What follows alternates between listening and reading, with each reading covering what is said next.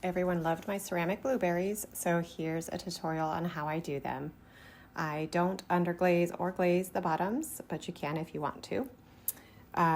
Basically, they're just little balls of clay that I've rolled up and tapped the bottom flat so that they don't roll, and then created a blossom end and a stem end to give it lots of detail. So that's what I'm pointing out here.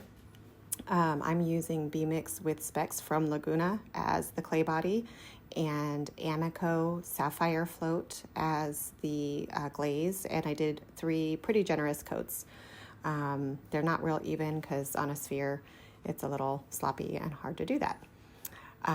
To make the blossom end, the easiest way to do that is to before you make this blossom end, make a whole bunch of little balls, however many blueberries you want to make. Then you're going to drop it on the table and make a little flat end. That's where it's going to sit on the kiln shelf so that it doesn't roll around and stick to your kiln shelf. You can use any kind of pointy tool to make a little dot, and that's going to be the stem end of the blueberry. And then get the back of a paintbrush wet. It's just a little bit of water, and on the opposite side of the stem you're going to create the blossom end by taking that wet paintbrush and just making little itty-bitty circles with it, and it's going to kind of open up a crater, so to speak. Then you can take the bristle side of the paintbrush, get it a little wet, and push all of the stuff that you just pushed out in, and that's what makes the blossom end look really realistic. And then you can start pushing it in and out, whatever direction you feel like you want it to go. Most pictures that I've seen of blueberries and blueberries that I see in real life, they have what look like 5 folds, so that's how I chose to do mine, but feel free to experiment and see what works for you. But you can just use that wet paintbrush to shape it and make it look as realistic as you want, or stylized as you want. So I'm just going to make a bunch more, and you're welcome to watch the rest, or just, everything now. There's really not a whole lot more to it. So go ahead and start making your own blueberries, and I'll just put on some music and you can make them alongside me and watch how I do others, and you can see they're all pretty different. Every single one's not exactly the same. Happy blueberry making. Oh, one last thing. I am firing these to a hot cone 5. B-Mix with Specs will bloat beyond a cone 5. So if you get to cone 6, you might have some trouble with your clay bloating. So that's why I do a pretty hot cone 5. And if you have any questions about that, ask your pottery teacher, or I'm not sure if you can post questions here, but if anyone does post a question, I'll be happy to answer to the best of my ability.